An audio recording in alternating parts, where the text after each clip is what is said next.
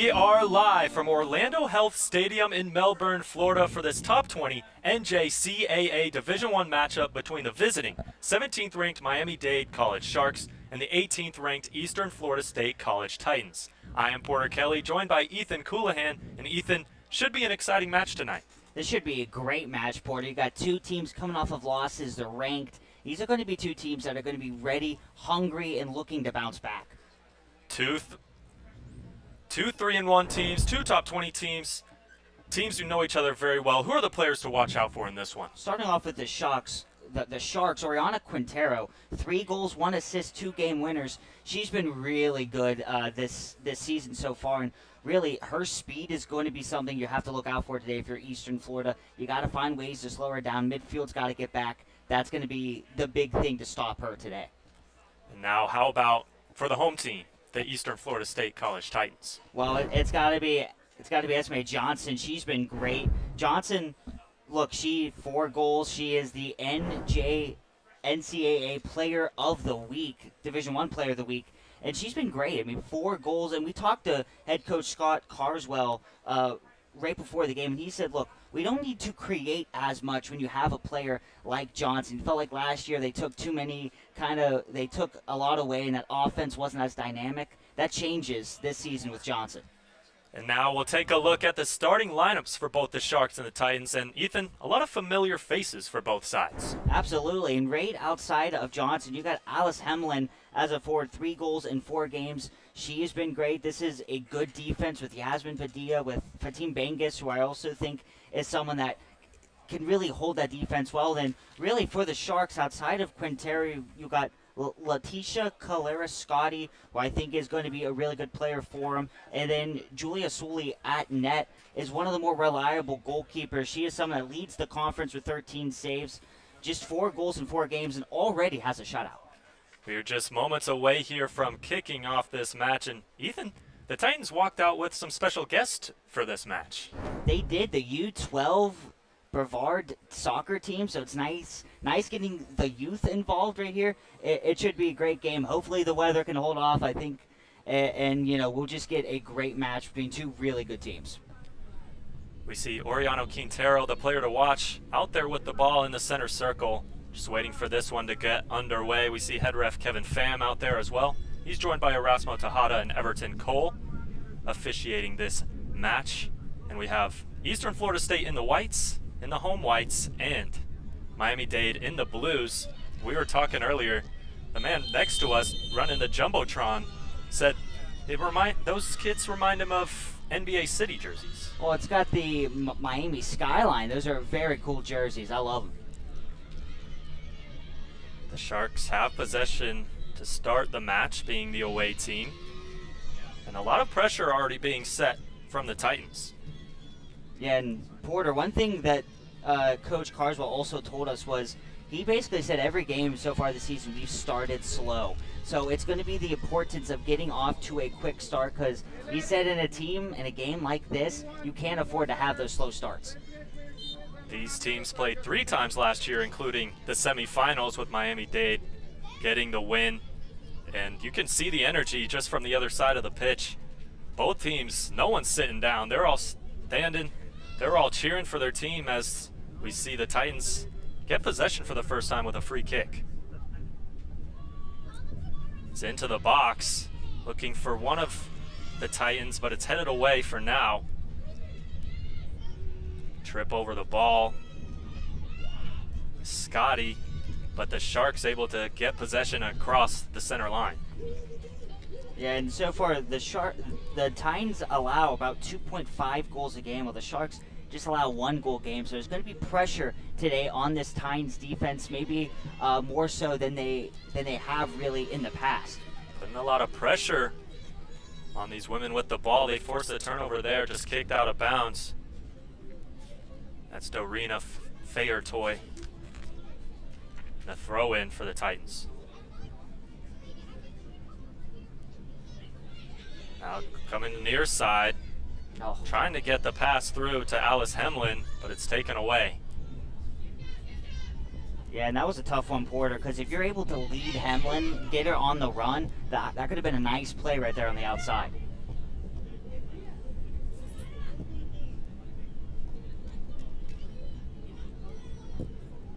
Sharks looking for early offense, while the Titans head coach Scott Carswell doesn't want them to get off to a slow start like they have in these last couple of games. Here on the near side, trying to stay onside, was Lilith Falk. Good defense being played by El May, but they get it into the box. And some contact going on. Risky play there from the Titans defense, but there will be no call. It'll go out of bounds for a goal kick. Yeah, I would love to see the Titans be a little more aggressive, because it seems like there was a lot of space in the middle right there for the Sharks to kind of generate something, and kind of lucky right there that was kind of just a hard touch inside the box, and it just led to nothing. This back line for the Titans give up 3.25 goals per game so far, giving up 33 shots. That's 8.3 a game. Haven't been as solid as head coach Carswell would have wanted. So that was Yasmin Padilla just booting it out, letting the rest of her defense set up. Near side, El May wins the ball for the moment, but gives it right back to the Sharks. Yeah, and this kind of seems like the slow start that Carswell was kind of worried about, because it seems like right now where we're seeing a lot of the possession go to the Sharks, and we haven't seen the Titans really be able to generate anything outside of that free kick. Nice move on the far side. They get it into the middle with Martina Ojeda. Able to clear it is the Titans. Looking for a bit of a counterattack. Gets by one. Gets it ahead. Loud cheers from the Titan bench. But the Sharks defense hasn't allowed the Titans to get anywhere near the goal so far. No, they've limited the runs that the Titans have had. There hasn't been a whole lot of kind of fast break opportunities where you're able to get Hemlin or Johnson really kind of on the run and on the go. Sharks defense has been pretty good this year, just allowing 1 goal per game as they take it away. But some sloppy passing for both sides so far. Yeah, it doesn't seem like either team is crisp. Doesn't seem like either team has had really or is in any sort of rhythm so far. Able to get it to the middle. That's Oriana Quintero, the woman you want to watch out for. But now they get it back to Quintero, able to keep possession. They have it in the box. She whips it into the middle. It's misplayed by El May, who come out to the other side. They'll head it into the box again, and it's easily snagged by the goalkeeper. It's Gabriela Genova. Martina Oviedo right there at number 20, she kind of just stayed at her place right there, back post, with that whiff from the defender. That might have been a goal, 1-0. Instead, she kind of came forward to the ball and kind of it just went right by her right there. That was a missed opportunity. Another wayward pass here from Eastern Florida State. A Shark gets thrown to the ground over there on the far side. Yeah, we kind of see Esme Johnson right there. Just a little tug, kind of throw her to the ground. Just got in her way. Yeah, you saw the Shark over there sort of boxing her out, making sure she couldn't get to the ball. A little bit of frustration there. Yeah. Kind of looked like a basketball move that's boxed out that you would love to see in the paint.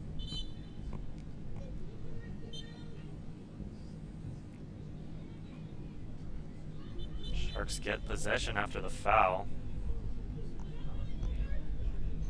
Gonna have to redo that free kick, says Kevin Pham.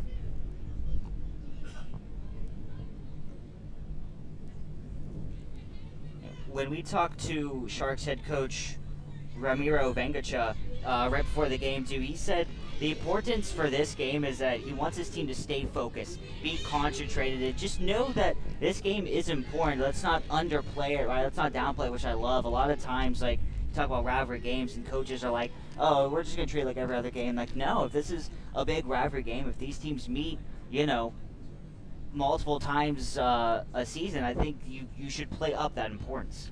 Yes, both coaching staffs said they play each other a lot, but they said they don't really change the game plan. They focus on their strengths And if they can execute their strengths, they feel they have a good chance to come out on top.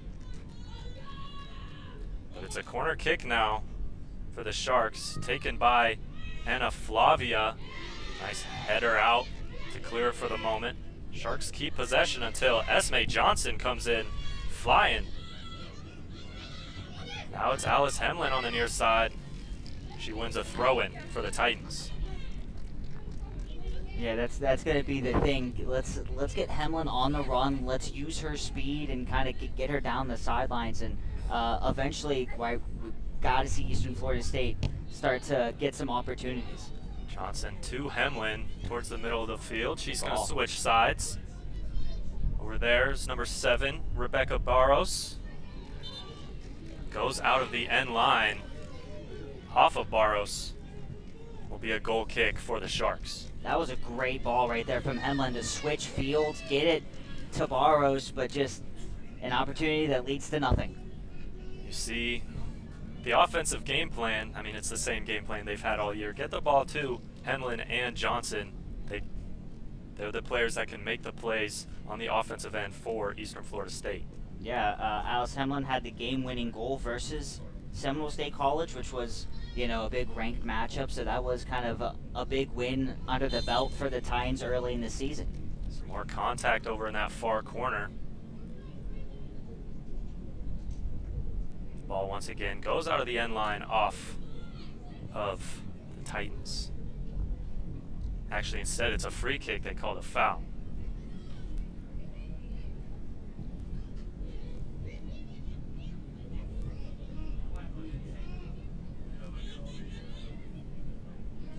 Titans able to force a turnover, but they give it right back. Unable to handle it was Liv Lilith Falk. It'll be a throw-in.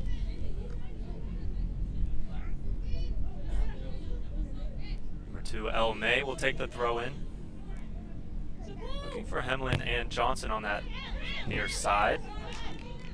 She's able to kick it off the Shark defender, number 20, Martina Ojeda. This is kind of what you want to see now, right? Let's kind of flip the field here, and it seems like this is now time for Eastern Florida State to put some pressure. Instead, the Sharks able to clear it towards center, and a nice move there by Oriana Quintero. Good for a bit of a counterattack here. Quintero has it in the middle of the field, getting chased down there by number 6, Fatime Bangus, and a nice defensive play. Yeah, and she fell well behind right there, and that was just some speed to get back to Quintero and kind of force that turnover. A little 1-2 between Quintero and Ojeda. It's up winning a corner. Second set piece now for the Sharks. First one headed away easy by the Titans. Yeah, that was a good job kind of handling that corner the last time right there, getting the clear, and then they were kind of able to have a couple minutes of possession after that. Looked like Ojeda was going to take it. She will be replaced by Scotty over there. Batista Colares Scotty. Low line drive into the box. It's short and knocked away by Yasmin Padilla.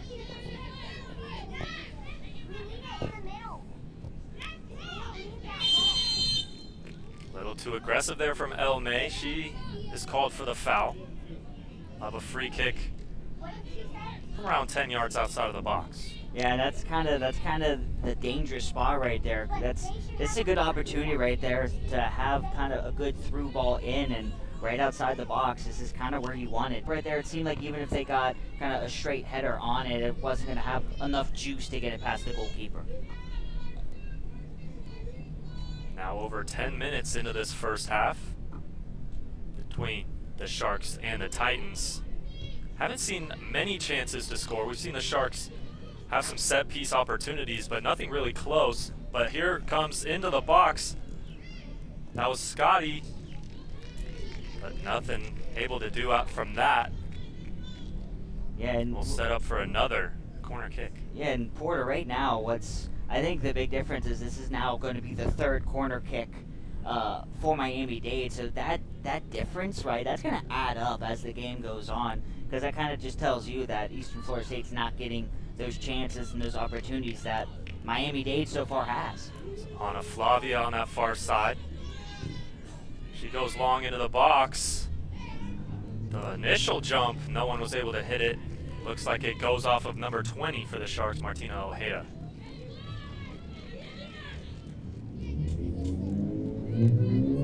This is a Miami-Dade team who averages 2.75 goals per game, but had 68 shots through 4 games and just 22 shots against. So they really put the pressure on offensively.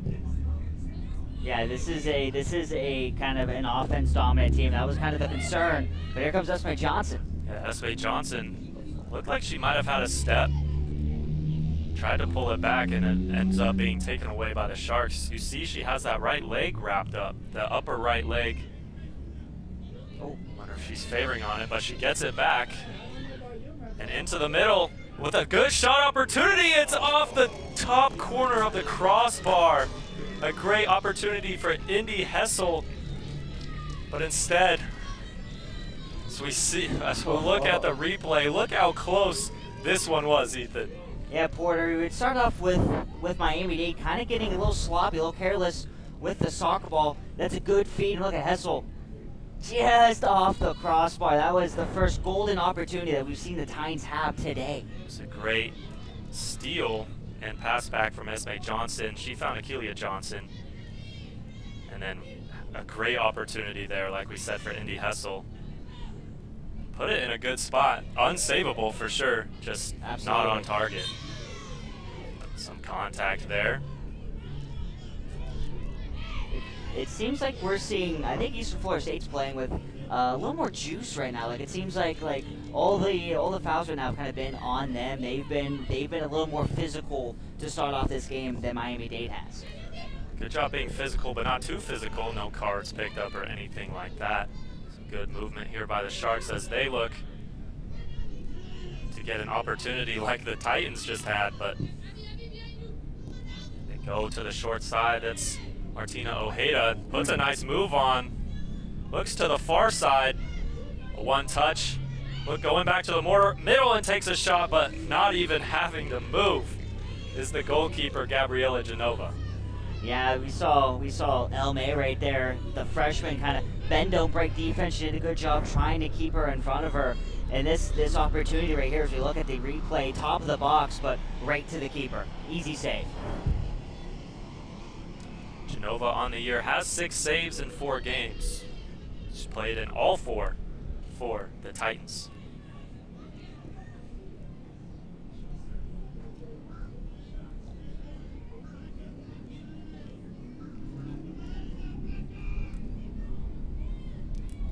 Titans with possession near center.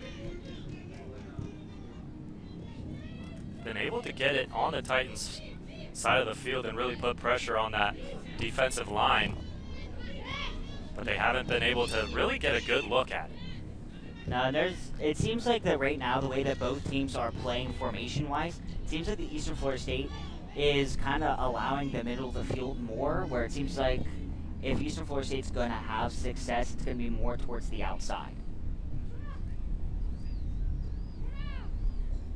Now over 1/3 of the way through the first half.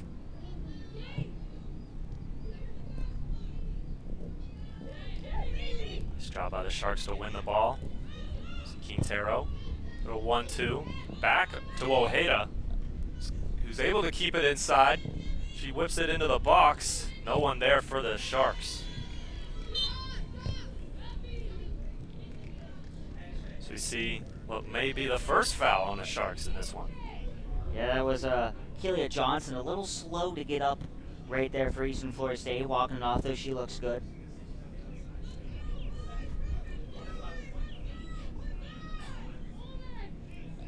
From what I've seen, the Sharks have done a really good job, especially on this near side with those 1-2 passes, getting it to the outside. But when they've looked to come back into the box for a shot attempt, there's just been nothing brewing. No, I honestly think that right now, like what we have seen from Martina at number 20, she's been great, and she's been busy so far for the Sharks, using that side of the field a lot. Seen a lot of action on both sides to the near side with Esme Johnson and Alice Hemlin for the Titans over here. Yeah. The only real chance we've seen Eastern Florida State have so far is because of a bad turnover from Miami-Dade. So we got to start to see the Titans generate and start to create opportunities from their own, not fully relying on Miami-Dade to turn over the ball deep in their zone. Team Bangus draws the foul on the Sharks.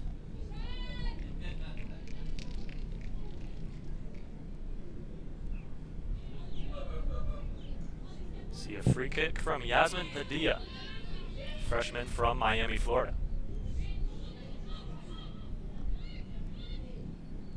On the far side was Rebecca Barros. Now it's Johnson.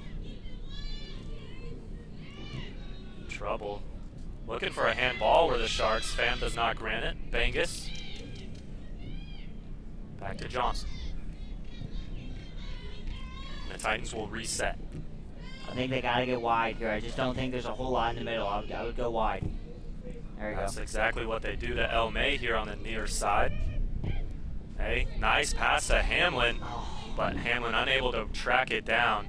Be a throw-in for the Sharks. And that's the exact idea, right? Go wide, get Hamlin to the outside, but just out of reach.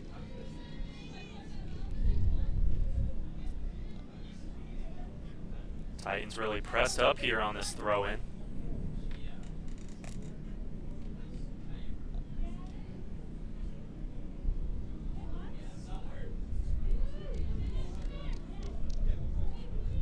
Miami-Dade goalie Julia Sueli trying to urge her team to come closer to the throw-in, give her some options. In the middle now it's Bangus. She'll go to the far side with it. Number 34, Abigail King.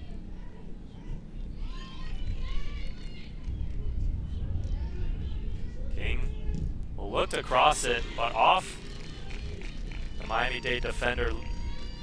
The first set piece we'll see now for the Titans. Yeah, that's exactly what you want to see, starting to generate some opportunities, as it looks like El May is going to take this corner here, the first of the game for the Titans.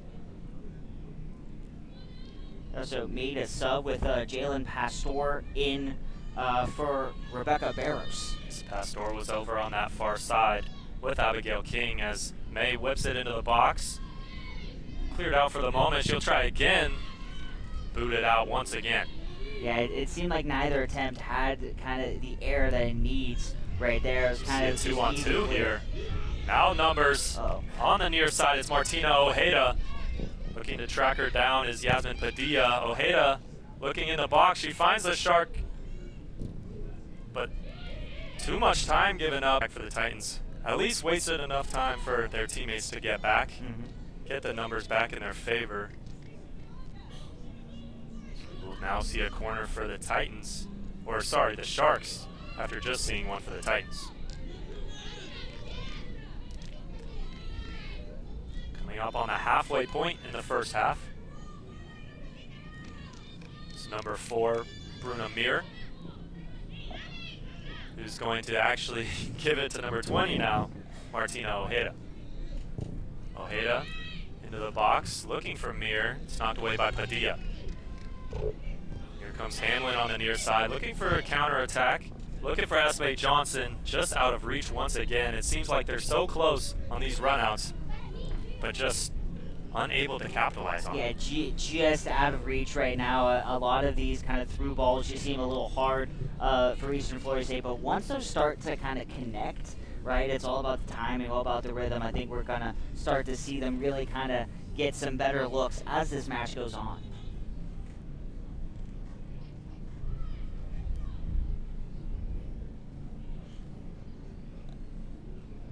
Throw in near the middle on the far side for the Sharks.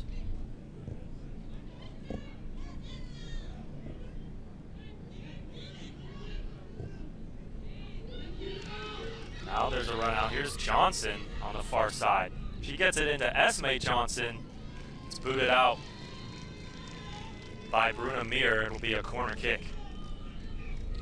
Yeah, I love them kind of playing with speed, playing with tempo, because a lot of times right now when they kind of just sit offensively and they try to create there, the opportunities aren't there, but once you kind of go on runs and use the speed and you don't allow Miami-Dade to kind of settle defensively, that's when it seems like they've been, starting to create some opportunities. It's El May on the corner once again, maybe looking for a little more loft this time. She's going to get it into the box. It's headed away. That was number 22, Kennedy Grono. Will be a throw-in for Eastern Florida State.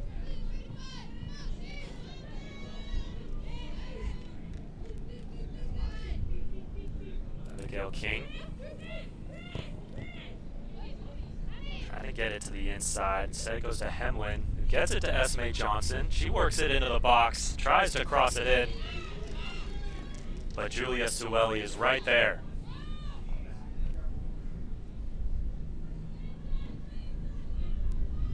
A concern if I was an Eastern Florida State fan was early on it seemed like this was just all Miami-Dade, right? And they were having a possession, but I feel like the Titans have done a better job in these last couple of minutes of starting to create some opportunities and start to kind of get some chances there.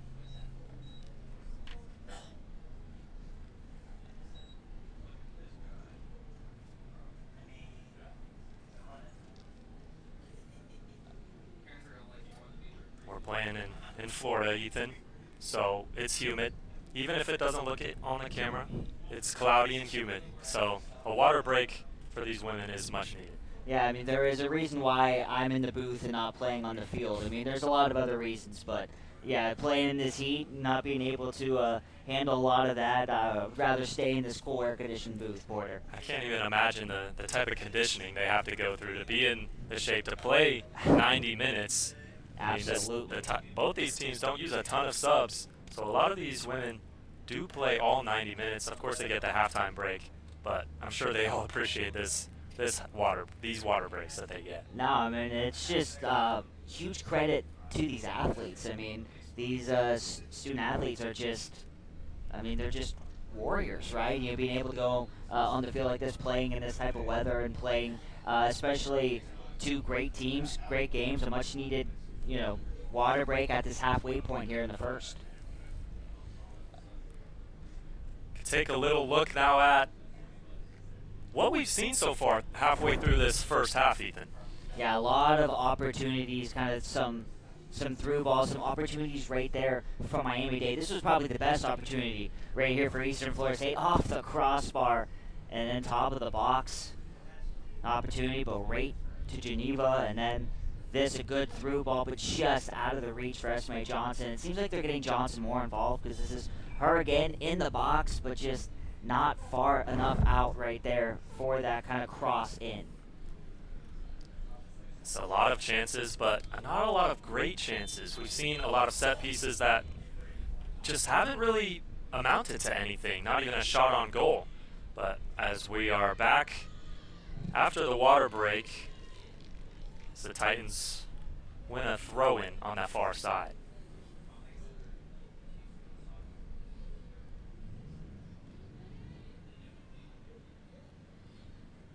See Johnson with a little backheel pass. It doesn't find any one of her teammates.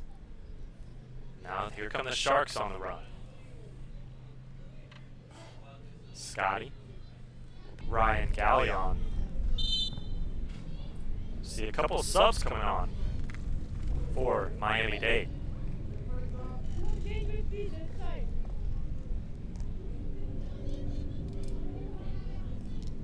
Looks like number 2, Fiona Valtonen, and number 34, Luda 4.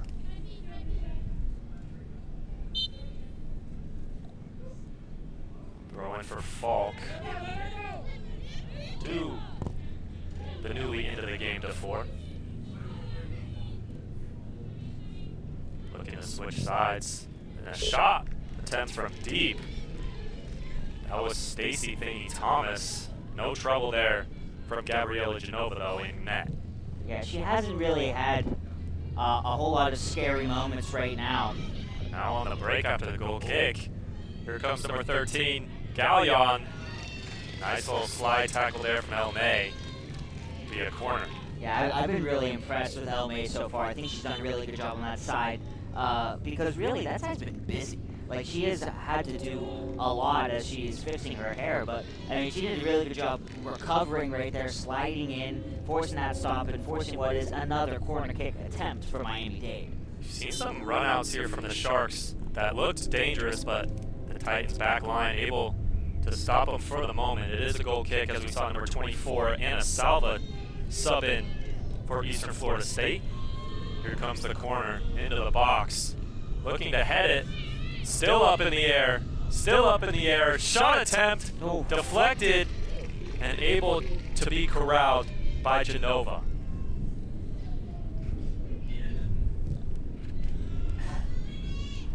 That one fell into the feet of number 8, Dorina Fahertoy, but it was able to be deflected by the Titans defense, as now they have a chance on the far side with Jalen Pastor.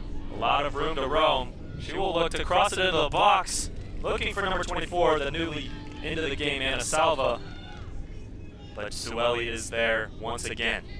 If she's able to get that in the air a little more, I think that might be a better opportunity than it just being on the ground like that. It was an easier save for the keeper. Julia Sueli in net for Miami-Dade. Started all 5 games now, has 13 saves to lead the conference, just 4 goals allowed, and does have a shutout already on the season.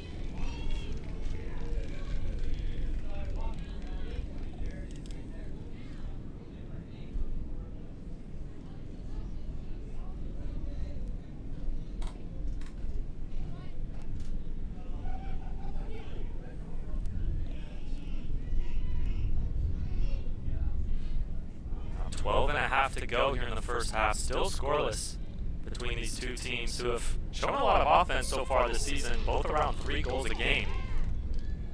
But credit to both defenses for stepping up in this one. Yeah, Porter, both teams kind of just testing, feeling it out still. It's been more of a defensive matchup so far. Another run-out opportunity. Here's Quintero. That's over to Gallion. She's marked offsides. That is Everton Cole there. Line judge on the near side.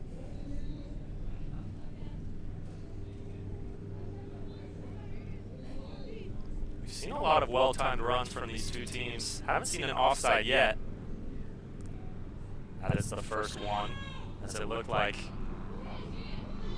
the Sharks really had a good opportunity, as Hemlin looking to track this one down.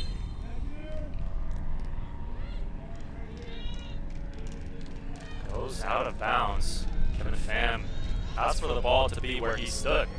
Yeah, it looks like they called kind of a little shove right there on one of the Miami-Dade players, saying kind of she just threw her arm up right there to create separation. So it's going to result in a free kick coming up here for Eastern Florida State. Cost them in that first half, so limiting those mistakes is going to be huge for the second quarter. From Melbourne, Florida, and Eastern Florida State College, you're watching the Eastern Florida State Titans take on the Miami-Dade Sharks. We'll head to halftime. 0-0 is the score.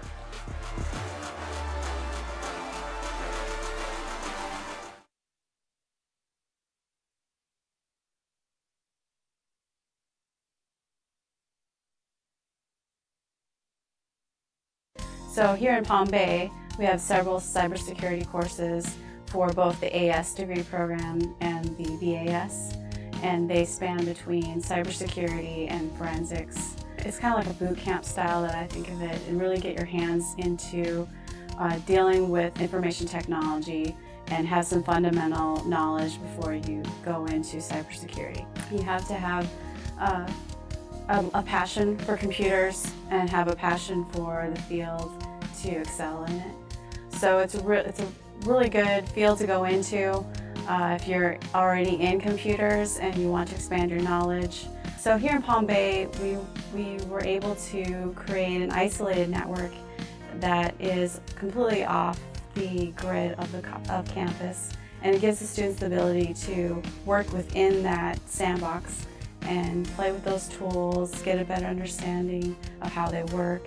So we have a cyber range that has networking and server equipment that simulates a live data center. It's just kind of much smaller, but it gives the students the chance to play in the similar data center environment where they can see what it would take to mitigate those types of attacks.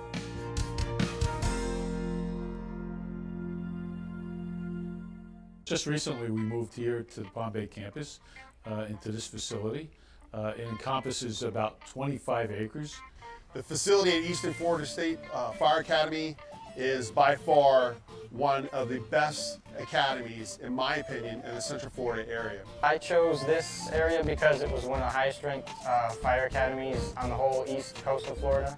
So our instructional staff consists of firefighters that are still on the job. Instructors bring many different skill sets, and I like the mix, to be quite honest with you. So when you bring all those different skill sets to the table, the recruits are able to gain so much more knowledge than maybe other academies. They're not only instructing us what they're supposed to be teaching us and getting us ready for our state test, but they're giving us real life examples of how things are going to go, not just to pass the academy, but to prepare us for the real world.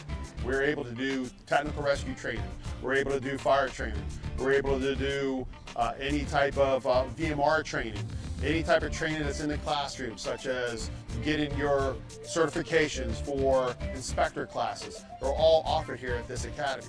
And their ability to teach us instead of just going through the motions and telling us we need to do this and we need to do that. You know, they teach us why, which helps us understand much more of how things operate in the real world.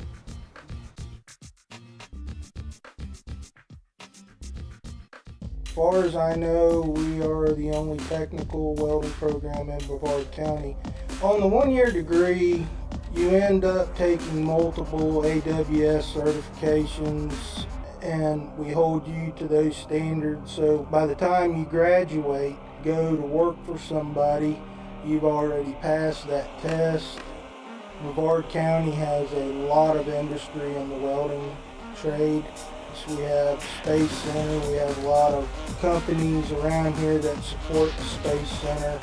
It starts working out, the companies will start looking back at the school and say, hey, yeah, I like what they're producing, he's helping me out, and then they start calling more and more, and they one heck of a program at this school where everybody wants to come here and we want to put them to work. You know, my goal always is, you know, try to be the best at whatever you do. I would encourage anyone who wants to become a respiratory therapist to come here at Eastern Florida State College. The program offers an extended amount of clinical hours, and that's where you get to see a lot of respiratory work being done, and that's where you get a lot of hands-on experience. Throughout the program, what I liked most was interacting with my peers that wanted to be a respiratory therapist as well. And as I stated earlier, being out there in the clinical field. So there's a huge shortage right now for respiratory therapists, and it is a rewarding career, and you'll never have to worry about job security because we're always in need of RTs out there.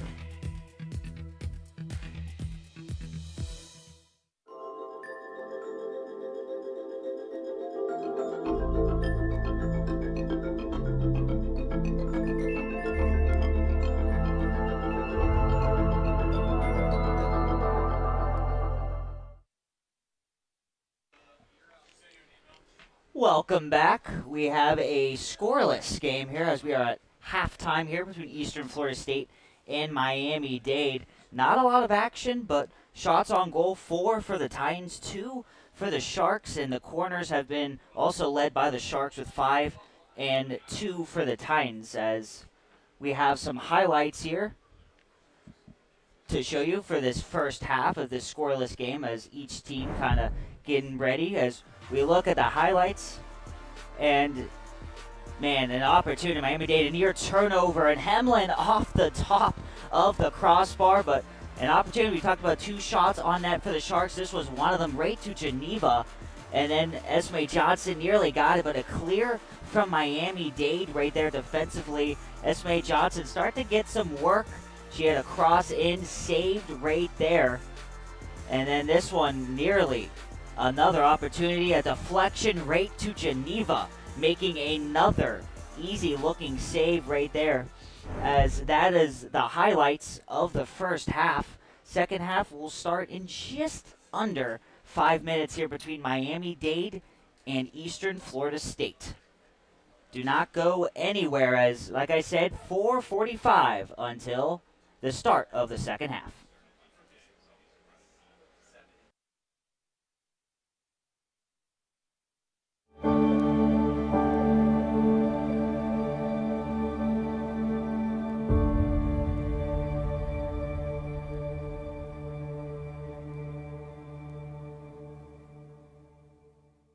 Build a successful career with a bachelor's degree from Eastern Florida State College. You can choose from nearly 25 tracks in today's top job fields of business, healthcare, and computer technologies, with classes tailored to meet your needs on campus and online. A bright future awaits you with a bachelor's degree from Eastern Florida State College. To learn more, visit easternflorida.edu/go/bachelors. Are you looking for a career in a medical field that is in demand, always evolving, and makes a real difference in people's lives? Diagnostic medical sonography is a dynamic professional field with high earning and growth potential. A diagnostic medical sonographer is a highly skilled professional who uses specialized equipment to create images of structures inside the human body that are used by physicians to make a medical diagnosis. Eastern Florida State's Diagnostic Medical Sonography Associate of Science degree program lays the foundation for entry into this field, with additional opportunities to continue your education with specializations in vascular sonography, adult cardiac sonography, and other areas based on students' interests. Students can even earn their Applied Health Science Bachelor of Science degree with a medical imaging specialization. The Associate of Science General Concentration track is a full-time, 5-semester program accredited by the Commission on Accreditations of Allied Health Education Programs. The coursework includes detailed classes in anatomy, physiology, pathology, physics, instrumentation, and scanning techniques. In addition, students apply sonography skills learned in labs and classes to clinical settings with externships in hospitals throughout Brevard County. To see a detailed breakdown of the application process, prerequisites, coursework for each semester, as well as information on job placement and potential salary for medical sonographers, visit our website at easternflorida.edu/go/sonography. Here's what some of our students had to say about our program. The Eastern Florida State College sonography curriculum is very comprehensive, so although it's classified as a general sonography program, there was a heavy focus on OBGYN. So we had 2 consecutive semesters of obstetric coursework, and coupled with clinical experience at clinical rotations, I really felt like I got a good background of obstetrical sonography prior to entering the workforce. Eastern Florida State College has definitely taught me to be consistent, to be professional, to be very knowledgeable. I think the professionalism is what stands out the most to me. Now that I'm in the work field, I can really see that the professional environment at school has carried on into a professional character and attitude out in the work field. I would absolutely recommend the program. I have found a lot of success through going through the program, and as well as a lot of other people that I know. If working in this exciting field of medicine is something you want to check out, then follow through and visit our website, easternflorida.edu/go/sonography.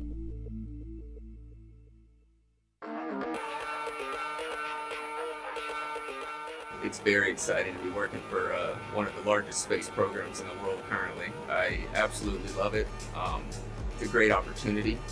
I started at an entry-level position and I've been enjoying it tremendously. The manual stuff I have learned here in the classes have helped me with the things that I learned on the CNC machines at Blue Origin. I go to school at Space Coast Junior High School, and then I'm dual enrolled at Eastern Florida State College. For most of my life, I've had a goal, and it's to be an aerospace engineer. And there's a saying that I hear a lot, which is the best engineers are also machinists. And I think that that's what I enjoy the most, is walking into the class, standing in front of the machine, and clearing your head, maybe even listening to a little bit of music, and just fully committing yourself to doing that work for the day.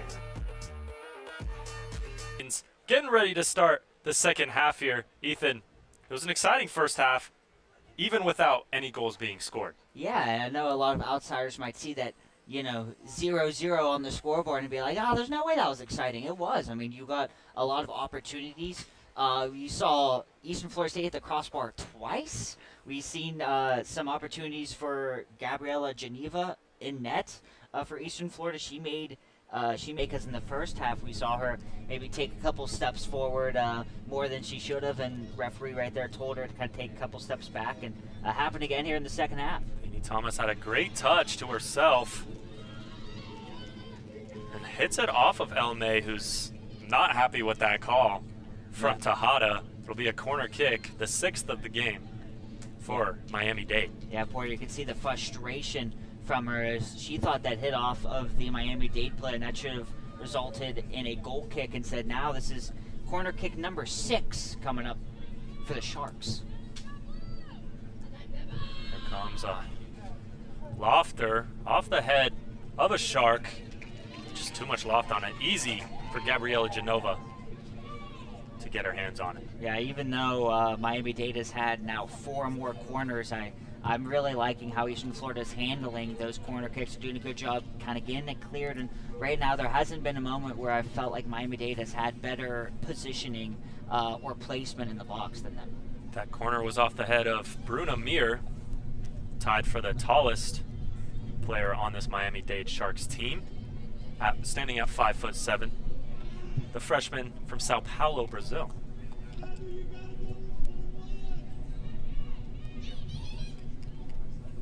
Now into the box. Here come the Sharks once again. But once it gets in the box, the Titans just don't let them get an inch. Yeah, that was Abigail King right at number 34. Loved the physicality once they got in the box, and here she is right here with the clear. Great defensive possession individually by Abigail King. So the Sharks will have to reset once again. They found their way into the box quite a few times, but the Titans, with their physicality, just like we saw there from Fatim Bengis, really haven't given the Sharks a very good look at it. They have some shots on goal, but they've really been right at Gabriela Genova. Yeah, she's been busy, but really nothing that has really stressed her out so far. Coming up on 10 minutes into this second half. Sharks have held possession for most of it as they get the throw in there. A nice steal. It's Abigail King. Ooh. Oh, almost able to fake out the defender there. Trying to leave it for herself, hoping it would stay in bounds long enough, but the call is made. It's out of bounds. Another throw in for the Sharks. That was a nice move from King. I do believe that just went out, but I love that move and that idea right there, kind of on the sideline to try and get a through ball into Esme Johnson. Scotty, just once they get anywhere close, and it's a shot from way out. The crossbar has probably made more saves than the goalie at this point. Yeah, I mean, she took that shot from like downtown Tampa. That was deep, and man, kind of just blooped it in, and Geneva lucky right there. Once you said that is now number 4 on the crossbar, on that same crossbar here in this match. Genova saw it all the way. She had good awareness. She knew that one was too high, hit the top of the crossbar. 4th time that has happened on that exact crossbar. Now it's even 2-2 for both teams.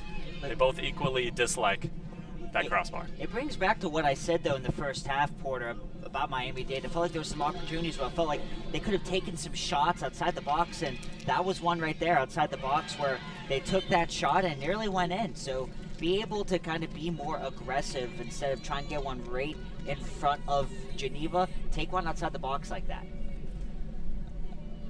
On the far side, That was Alice Hemlin using her speed.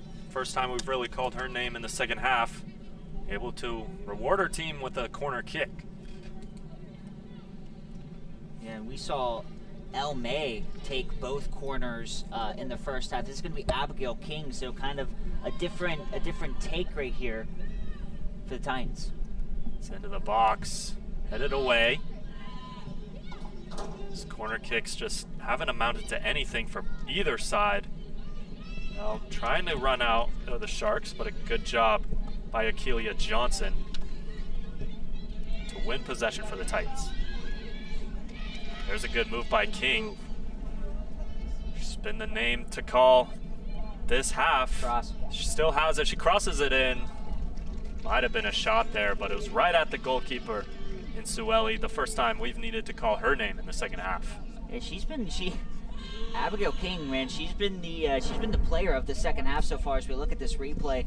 Look at that move. I thought maybe she was going to cut in the middle, but looked like that was kind of a hybrid of looking for a pass to Esme Johnson and a shot right there. Here comes the Sharks the other way. Once again, that was Flavia this time. The Titans just used their physicality to get the ball back. Really not make Genova stress back there. Yeah, but that was an opportunity where if she would have looked to Scotty on her side, the Sharks were kind of playing with numbers there. That could have been a scary situation. Didn't pass it to Scotty, and it seemed like that Eastern Florida State got a little lucky there.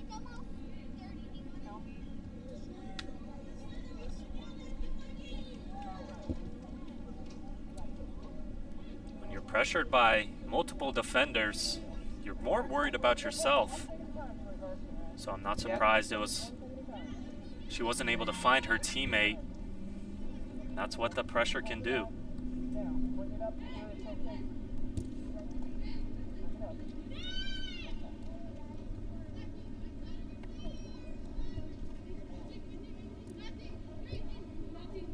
Sharks have held possession for most of this half as they reset again, now on the near side. Yeah. A lot of contact over there on Andraji Washbroom. Yeah, a lot of contact. It looked like that I think that was Rebecca Barrows, kind of just grabbed her arm, kind of pulled it down, and then that clear kind of went into stands. A little souvenir for the fans here. You could hear it on those mics that are out on the field. A lot of the Sharks teammates of Andraji Washbroom begging for the call. But that one was pretty obvious. I don't think they even had to do that. Yeah, that was very obvious. The free kick is into the box. A good look there on the header by Oriana Quintero, but once again, Genova could be a statue out there. She hasn't really had to move on these shot attempts. Yeah, and that's the thing. All the shots have been right to her, but you could see the frustration from Quintero really right when she kind of headed it, because she knew that was just right to Geneva, and that was probably the best opportunity she's had so far tonight.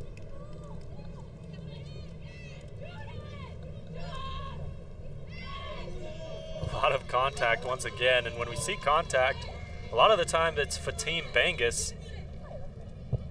Looks like ref Kevin Pham. Thought it was pretty equal there. Yeah, I think they kind of just both ran into each other. I think they both kind of initiated that contact at the same time. So I like the no call there. Sharks have it in the attacking zone once again. They play it in to Faney Thomas. It's knocked away, and it will be a corner kick once again for Miami-Dade.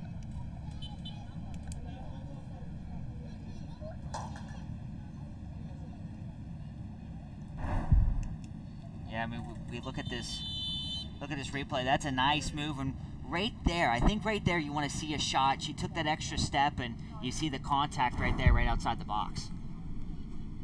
It looks like Bangus may have gotten the worst of that. She's down on the field, getting stretched out by her teammate. I think she's had a really good match so far, Porter. I think she's been everywhere. She's done a little bit of everything. Her and Elle May are really bringing the physicality for the Titans, especially on the defensive side of the ball. So it's been nice to see. she's able to get back up and stay in the game. When you see them getting stretched out like that, most of the time you think cramp. With the humidity here, it's not surprising as the low line drive just goes right to Yasmin Padilla, who's able to clear it with ease. Yeah, with those corners, you got to get some more air under that one because that was just right easy, right to Padilla, who's just able to get that easy clear.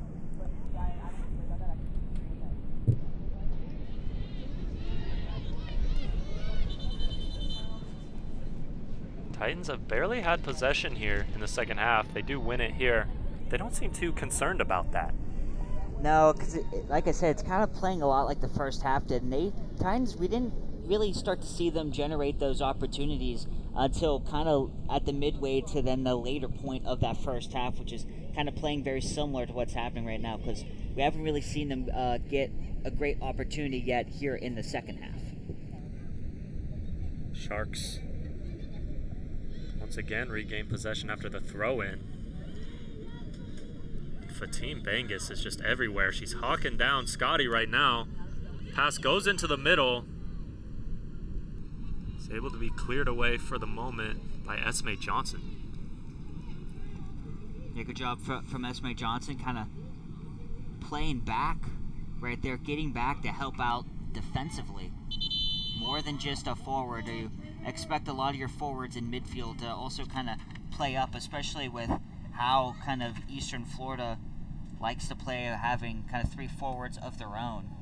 Having one of them kind of play back and help out defensively is important.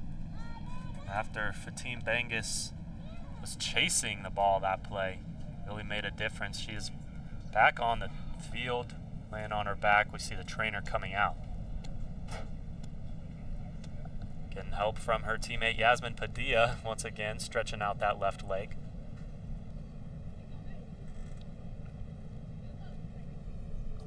She's able to stand up, hobbling a little bit as she walks over to the sideline. Yeah, I think she's going to get subbed out at this point, Porter. Yes, we see new Titan check into the game here.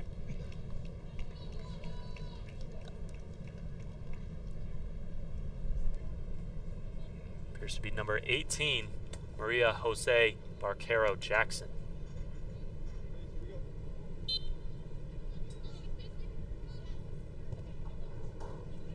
Throw in. And a shot from Quintero. She tries to curl it to the back post, but way wide right. Once again, another opportunity, but just still not putting pressure on Genova. Yeah, but that's exactly what you want to see, though. Like, you want to see those opportunities, you want to see those shots outside the box because they've had those looks, right? Right here, you're right on the edge of the box.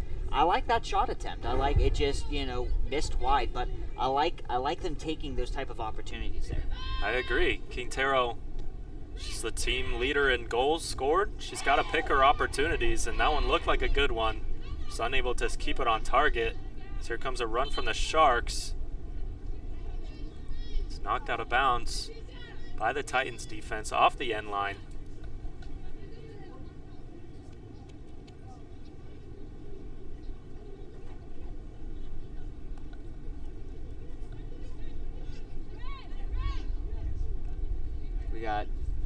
We got a Shark right now on the ground as well, as could be another possible cramp, but I mean it's humid, it's hot. It's been a physical match too, which is definitely been, I think, a storyline in this game. So this Florida heat is no joke. Even at what time is it? Even at almost 7:30 at night. Yeah, you can walk around at midnight around here and be sweating. Yeah, I mean that is a learning curve, and that's unfortunate. I feel like, Porter, I sweat when I just walk from my door to my car. Yeah, I'm not from here. I'm still not used to it. I've been here over a year. Like, it's still different to anything I've ever felt before. Yeah, it's hard to get used to the heat. You go into your car and you touch your steering wheel, and it feels like you're touching flaming hot coals. It's on fire. The Shark that was down was number 11, Stacy Thaney Thomas. She'll walk to the sideline and be subbed. We see number 20 check in. That's Martina Ojeda, who we saw in the first half. And she had a great first half too, so that's definitely a player that you like seeing back on the field if you're a Shark fan. There's another corner from the Sharks. They'll play it short this time. And the shot, or no, it's crossed in. She'll get it right back. Scotty, that one's way over the crossbar and out. They went with a different strategy there. They tried to get it into the box off the short pass. Yeah, but still the same result. Yeah, Porter, we look at the replay. Really, this is the first time we've seen a short corner like that. But, man, right off kind of the miss clear right there, right over the top of the net. But this is another opportunity where it just seems like the Sharks they're getting more chances right now than the Titans are in the second half, and that is a little scary. Here comes another one of those opportunities. It's Ojeda newly into the game. Great defense by Padilla. El May will clear it out. El May also the one that cleared out the initial pass into the box. The Sharks were just trying to get the ball into the scrum. Anything can happen when there's that many bodies in the penalty box. But El May kept their focus, and now it's 2 clears in the last 2 possessions. Going for the Sharks. This time it's going to go off of Miami-Dade. Will be a throw-in for Eastern Florida State. Yeah, I think we got to see Eastern Florida State regain possession again. I think that starts with getting to the outside. I think when you start to trying to attack the middle like this, it just doesn't work out. So I think kind of stretching out the field is going to be maybe how the Titans can kind of get some possession back and start getting some opportunities here in the second half. Bit of a dangerous throw in there. The Sharks had an opportunity to get the ball back in the box, but Titans held possession for a bit. They'll have a throw in around the same spot where they just had it.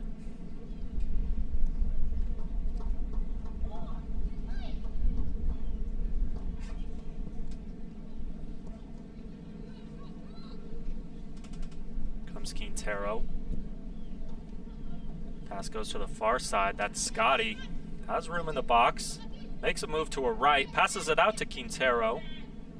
Didn't see a shot she liked. They'll try the other side now. Cross it to the far post. Way out of reach for Scotty. Will be a goal kick for Eastern Florida State. Yeah, it's very much bend, don't break right now for Eastern Florida State. And they've been, it's been a lot of pressure, but we're seeing Miami-Dade be a lot more aggressive outside the box. We didn't see them take a whole lot of shots outside that box in the first half. First half, they only had 2 shots on goal. Now they're being a little more aggressive. They're starting to kind of realize that Eastern Florida's giving them these chances right now, so you might as well take them. Nova on the goal kick. There'll be a foul on it. Nice job by number 18, Anna Flavia, to draw that.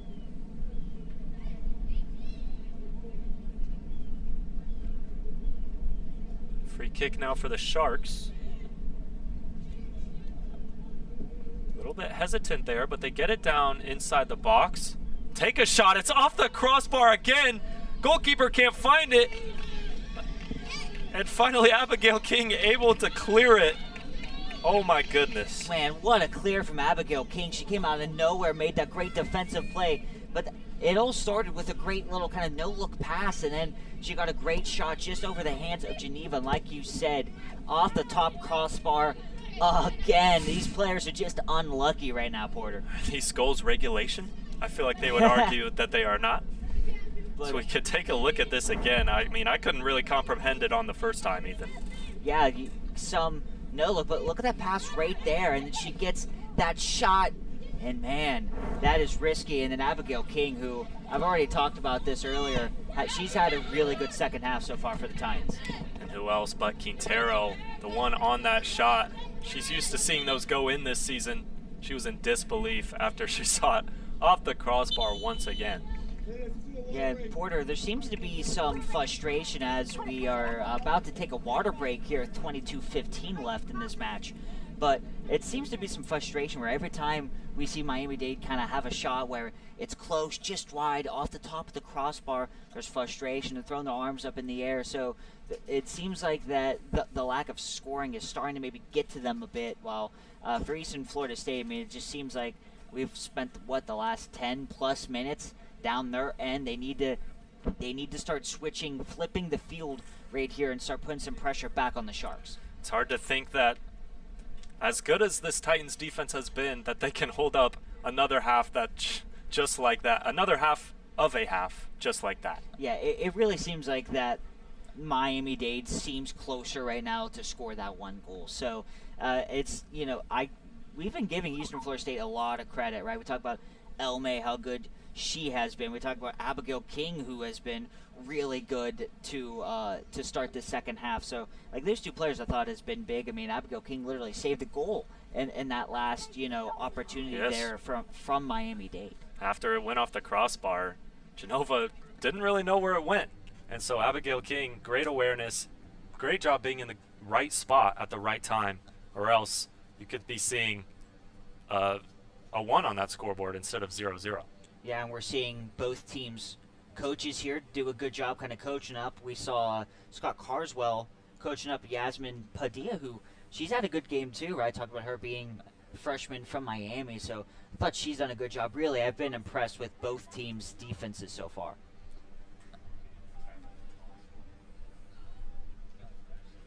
Let's take a look now at all these shots on goal for the Sharks that we've been talking about, Ethan.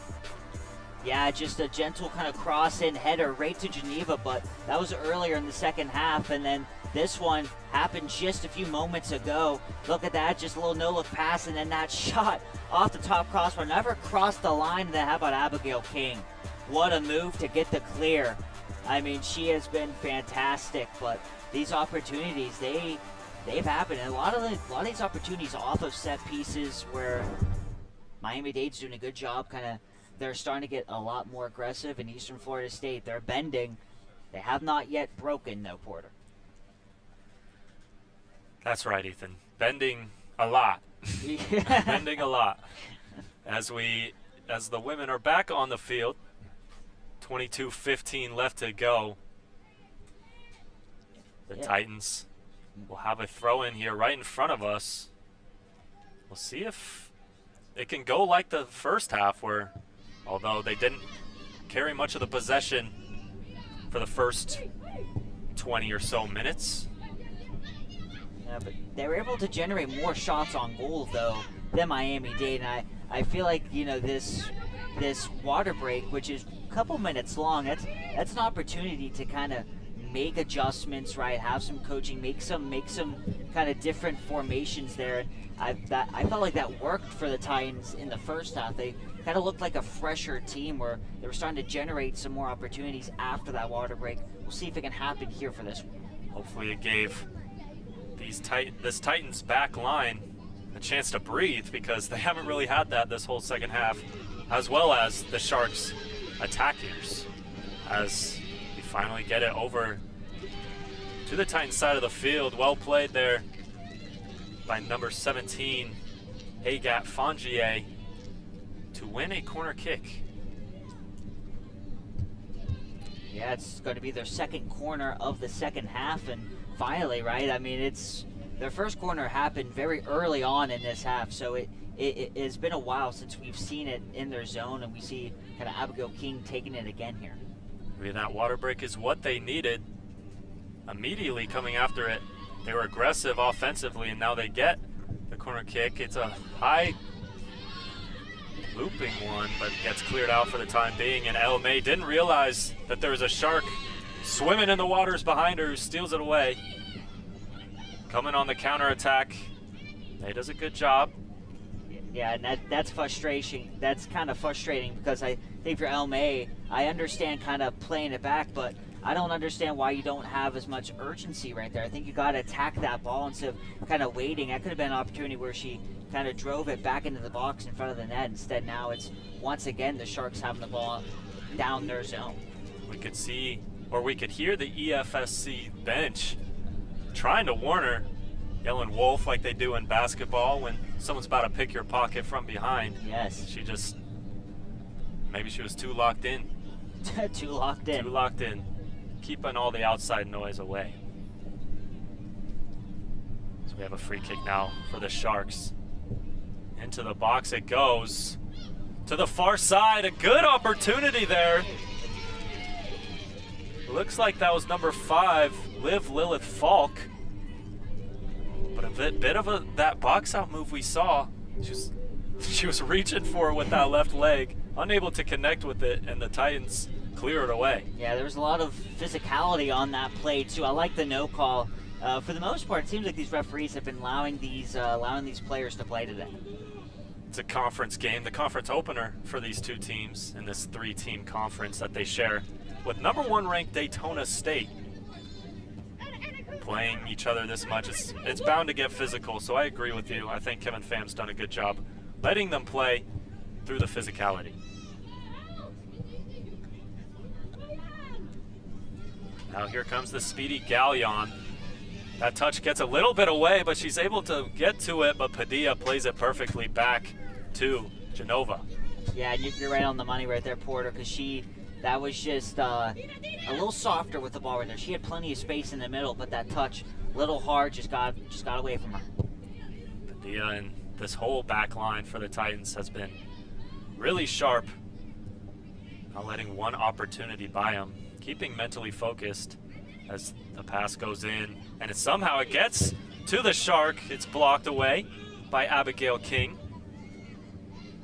Number 20, Martina Ojeda came up with it as a shot from long distance. Just misses that dreaded crossbar and over the net. Man, I was like, man, why is she shooting it from that far out? And then that looked a lot closer than I thought it was going to. But Abigail King, again, stepping in front defensively. Eastern Florida State struggling a little more here with being able to completely clear a ball. Look at that. The replay just over the top crossbar and over the net again. We've seen some more long distance shots from this Titans team, including that one there by Scotty. Maybe that just shows that they don't think they can get anything going in the box. So if they have an open opportunity, they need to try and capitalize on it, even if it's far away. Yeah, I mean, I think that's pretty accurate, and I would like to see the Titans do a better job of clearing the ball. It seems like, because that one, it was kind of just a softer clear from Padilla, just on the ground, that allowed that opportunity. So you don't want to give your opposing team opportunities like that, especially if they're deep in your zone, especially if they've been in your zone for most of this half. On the far side, a frustrated El May gets it out of bounds as we see the return of Fatine Bangus. It's good to see her back on the field. Yes, absolutely. She seems like she's kind of the energizing bunny for this Titans team, the way that she moves everywhere on the field. And really that whole defensive line has done a really good job. Titans with possession. So we saw Jalen Pastor just sort of give it away there. Yeah, and I felt like she had an opportunity where she could have switched fields to Hemlin. She was calling for the ball. She was jumping up and down, kind of waving her hands, but just didn't see her, and it resulted in another turnover.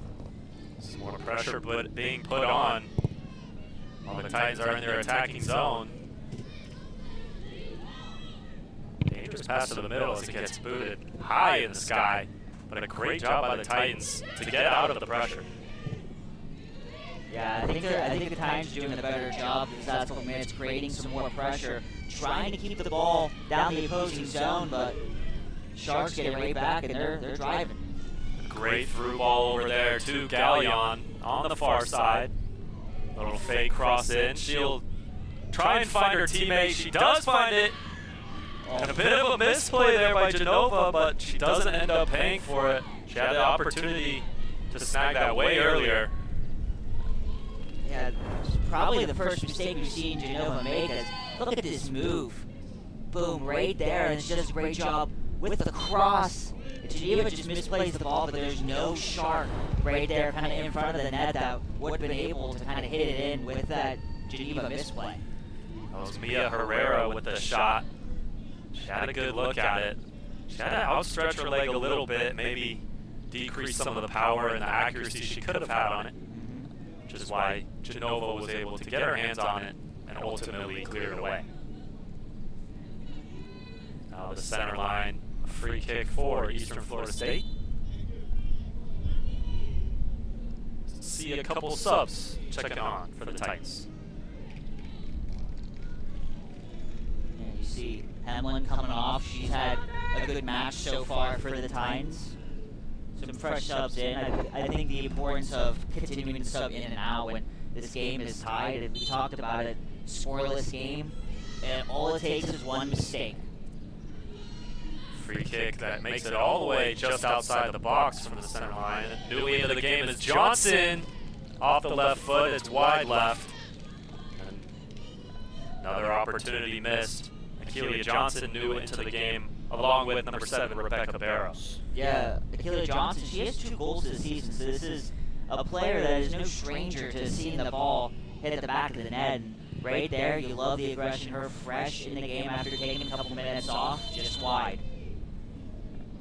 See a whistle, and one player from each side is down. Kevin Pham heading over there. We might see our first card of the game. It's number 17 for the Titans, Agath Fongier. I believe it's number 9, Oriana Quintero, for Miami-Dade.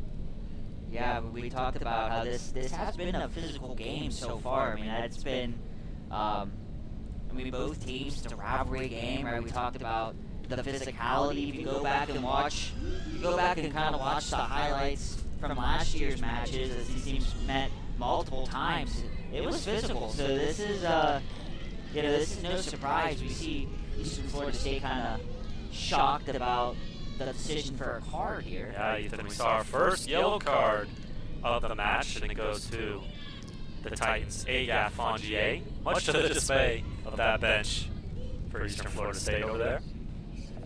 Yeah, it felt like it kind of felt like a situation we saw in the first half where both players kind of ran into each other, and there was a lot of physicality on both sides, and nothing was called in.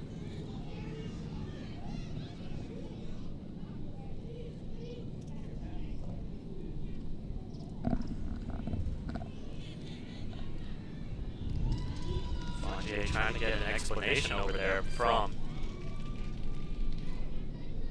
Erasmo Tejada. So it looks like we'll see another Titan come off the bench. Carswell and the rest of the coaching staff for Eastern Florida State trying to get an explanation from Kevin Pham about that decision, because it did look like it was, they just ran into each other, got their legs tangled. Obviously a scary play that we don't want to see, but it's hard to choose who's at fault for that play. Yeah, I mean, it's a physical play. They've been allowing these teams to kind of to play it off. Like you said, Porter, just the first yellow card of this match. 13:37 left to play. Still knotted at 0, thanks to that crossbar on the left side of the field. Yeah, and there's a reminder there's no overtime or extra time, so if 13:37 is up, this will be a scoreless match here. Miami-Dade won the series last year 2-1. Both teams won on the road, and then of course in the semifinals, Miami-Dade took it. Looking for some revenge, although most players on that team are not still here for either side. Would still feel good to avenge the previous team. Of course. See a lot of contact. 2 Sharks on the ground in the penalty box. No call is being made. It'll be a goal kick for the Titans. Yeah, there's been some frustration as we look at this replay. That's a good ball, and it looks like both players kind of just get tripped up. I think that's a good no call right there in the box. So obviously, penalty in the box would have resulted in a penalty kick. The first one just looked like a collision that wasn't on purpose, but the second one, I feel like the argument could be made a little bit more. Not that I'm saying it should be. Yeah, a little not my more job. physical. No, not our job, no.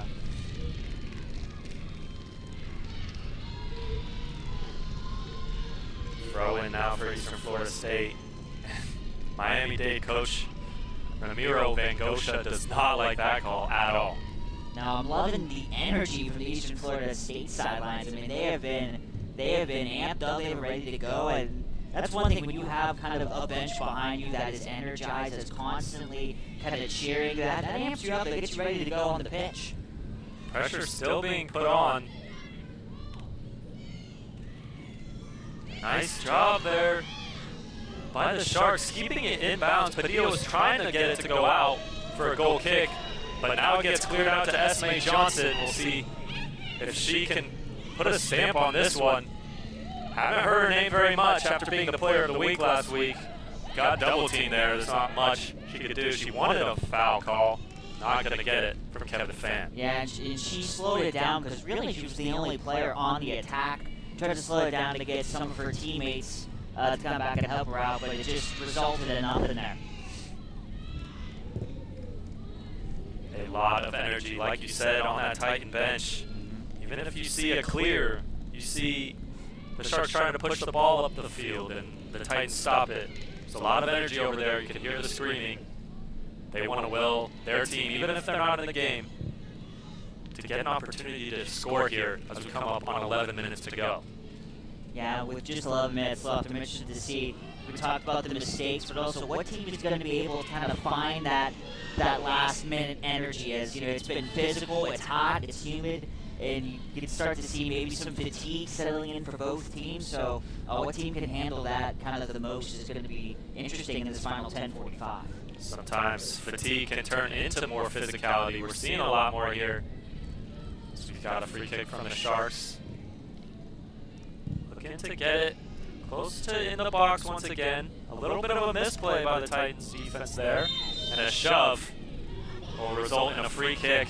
One of the better positions the Sharks have been since that water break. Yeah, and it just seems like with Eastern Florida State, they're playing a lot back, which means when they get the possession back, they're not really able to attack. As we look at the replay of this foul, that does seem like a push in the back right there. So the right call, but it just doesn't seem like that they've been being able to generate because they're not.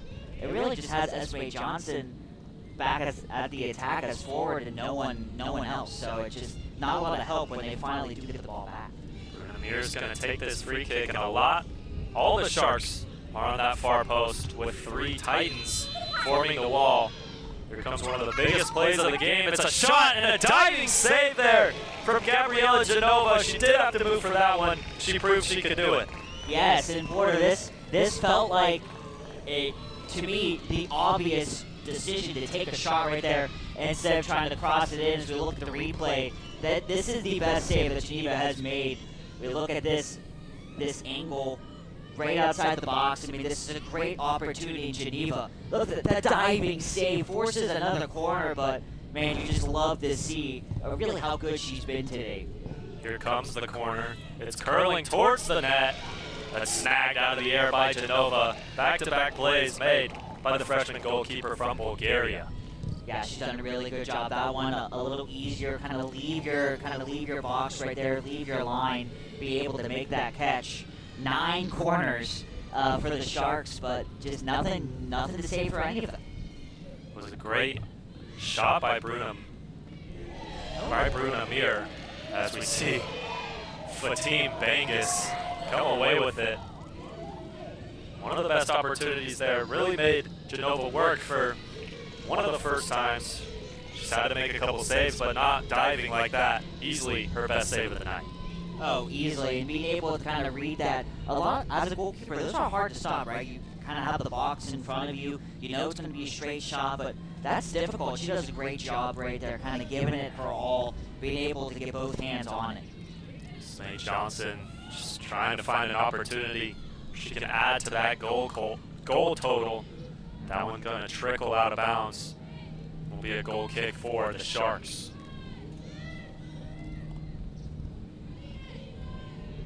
Less than 8 to go here. Still not at 0. Just really surprising based on the opportunities we've seen, but nothing able to hit the back of the net. Oh yeah, I mean with both these teams' opportunities, you expect it to at least be a 1-1 game right now, but it's been physical. It's been both teams having those opportunities. I would say with Miami-Dade, they've had a lot more here in the second half. They're looking for another opportunity here. They go to the far side, looking for the shot off the left foot. It's too tall and too wide left. Not a bad look at it, though, for the Sharks there, Ethan. No, and they've had a lot of those times where you could say, not a bad look, just, nothing falling, but man, it just continues to be how aggressive they have been, and it makes you wonder too. I mean, just under 7 minutes to go now, Eastern Florida State, if you get an opportunity outside of their box, right down there, and you got to take them, because right now Miami-Dade is being the aggressor.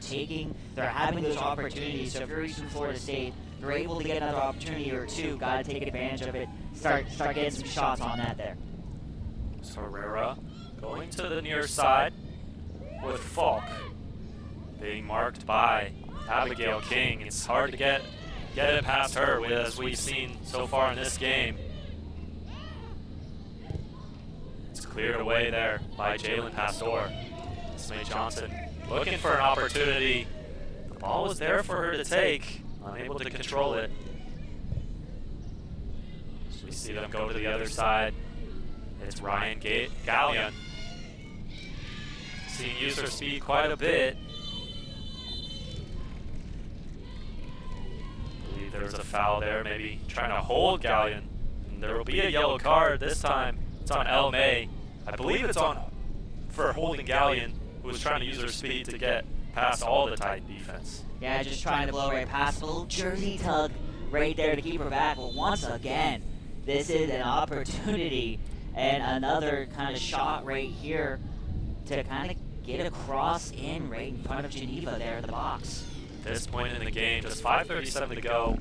If you see an opportunity where Gallion gets behind the defense, I don't blame El May for eating the yellow card and making that play. No, she's been physical today. Like, this has been a player that has been, she's not been afraid. A little jersey tug there. Yeah, jersey tug. She's not been afraid to kind of take down some Miami-Dade players, and she's been very vocal and emotional on the pitch today. Like I said, I think she's had a really good game here. See number 8, Storina Fahertoy. Gonna take the free kick here. A lot of bodies at the back post. That's where she'll put it. Good job by Jalen Pastor. Body it up. And it will go off of the Sharks to be a goal kick as we approach 5 minutes to play in this match.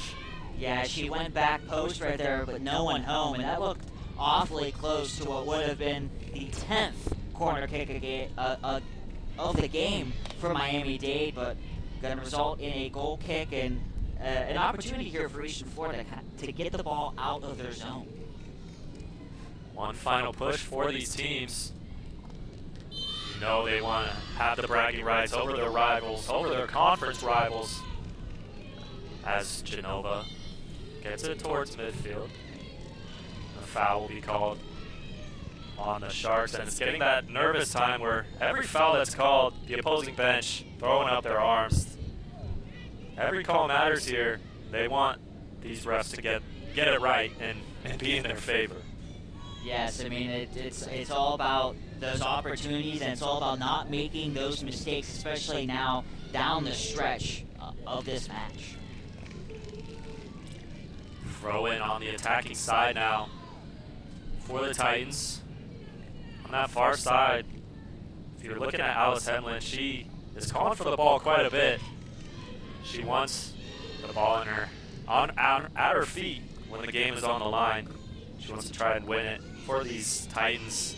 We haven't seen them push this near side of the field quite as often. No, and I would love to see them kind of switch field like that, kind of go to the opposite side instead.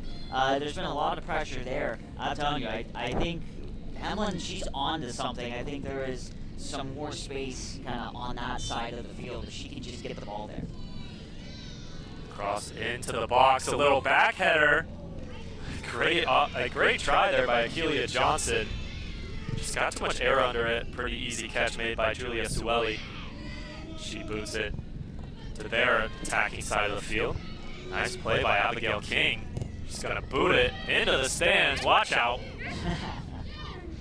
I thought for a second it had a chance to kind of come to us near our window, but it ended up not being anywhere close to us. But we all know you wouldn't have caught it. We all know that. No, I probably would have ducked under cover. I would have saved you. Thank you, Porter. Thank you. Sharks regain possession here on their side, but the pass too far. looking for number 20, Martina Ojeda. As we're under 3 to go. I didn't jinx the weather. We have a beautiful night here in Melbourne, Florida. I know you thought I was going to do the announcer jinx with that. Yeah, no one likes a bad announcer jinx, but we look at the replay here, Porter. Good opportunity from Padilla right in the box. And then that header, just an easy save. Right to Sorelli. Julia Johnson over the top to Esme Johnson, who's in front of the back line for the Sharks. She's going to slow it down, wait for her teammates. One-on-one over there on the near side. Sharks bring 2. She tries to get it back to her teammate, Jalen Pastor. Just nothing doing for the Titans on the offensive end.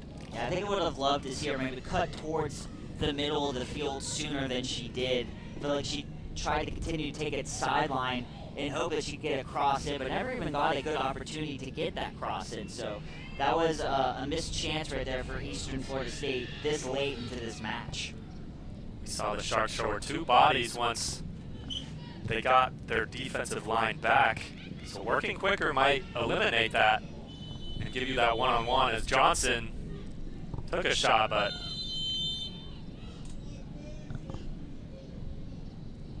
maybe an offside call there. And clock stops with just minute 36 left, and man, a physical game, Porter. A lot left on the line. That header from Julia Johnson was probably the best opportunity we've seen the Titans have in the second half. With this game almost coming to a close, they can't have a lot of energy out there, but you got 90 seconds to push it as another foul is called on the Titans. Yeah, and that happened right in front of the Sharks bench. You saw everyone, including all the coaches, kind of raise their hand once you commit a foul right in front of the bench like that. Even if it's obvious, it's hard to not call it when they're all reacting like that. Coming up on a minute now, we saw their strategy. We saw the Sharks' strategy in the first half when they had the ball with a minute to go. They like to not risk it. They tried to get it into the box there, but there is Fatime Bangus. A nice slide, that tackle there. Cross into the box by Scotty. King able to get it out for the moment, but it stays inside. A shot way over. She had space to get the shot off. Just mishit it. Just no chance to even get close and even make Gabrielle Genova even sweat. Man, how heartbreaking would that have been, Porter? But that's the angle right there. She got way too under the ball right there, and she lifted it. If you're able to kind of strike it more, you could tell she wanted to go higher, right? So I think she was kind of aiming for top corner. Yes. Got way too under it and just blew it right over the net. And that's a big miss right there. It's Anna Flavia, and we've seen from both sides really, but especially from Miami-Dade, when they've gotten in the box and gotten opportunities, seen them not get the power or accuracy that they want on some of those shot attempts that could have put them in the lead. Now under 30 to go, but they keep possession here on the far side. There's another foul. This one goes on El May once again. She stops the break for the time being. 8 seconds to go. It's a free kick from the side of the penalty box. This is it, Ethan. Yeah, this is going to be the last opportunity. And you gotta clear with conviction here if you're Eastern Florida State. If you get the ball, you gotta get it out. You cannot be playing around in the box with just 8 seconds left. Gotta get the clear here. Knowing this is the last opportunity, taking their time, making sure they got the right set piece that they want. It's Scotty taking the free kick. Everyone's up. Just 8 seconds left. You might as well be. Scotty sizing it up.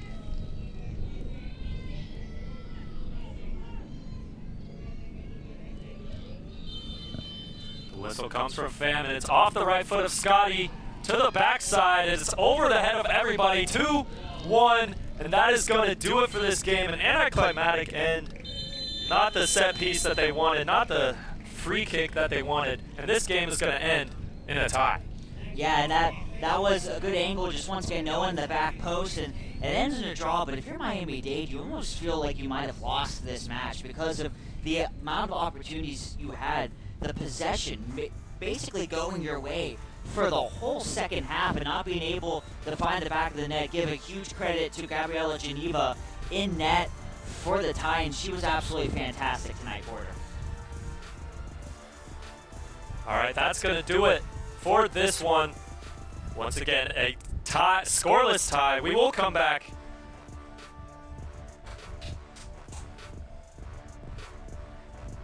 Scoreless tie between Miami-Dade and Eastern Florida State College.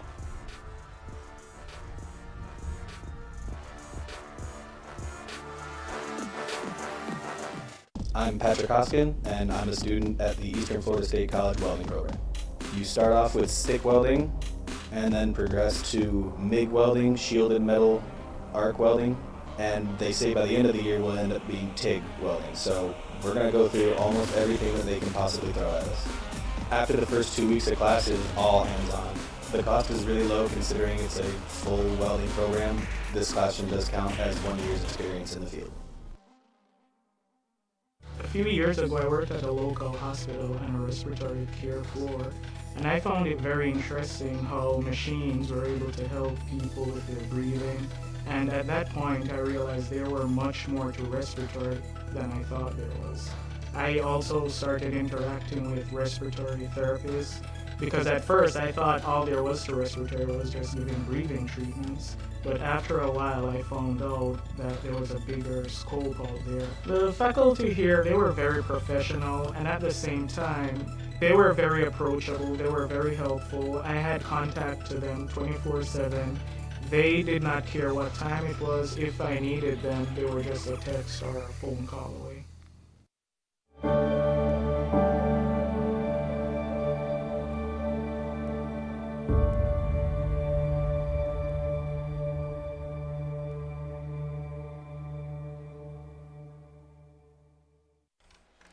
I know people will see a scoreless tie and be a little disappointed in this game, but Ethan, it really was quite an exciting match.